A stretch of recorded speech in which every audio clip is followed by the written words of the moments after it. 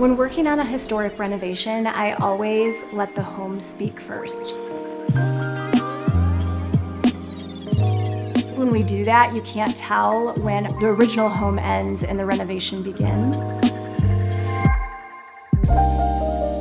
The Artifacts tub is timeless. It is elegant and it looks beautiful in any bathroom. The skirted base creates more of a transitional feel opposed to the very traditional clawfoot. It really holds its own space and is the highlight of the room.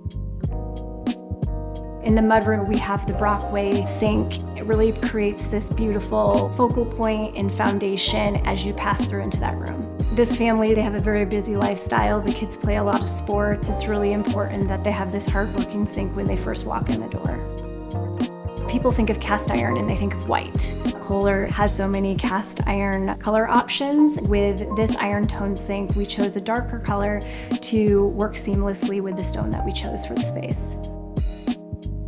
And then I saw the Peach Blow Farmstead sink and I was like, oh my gosh, it's a beautiful complement and it works really well in that space.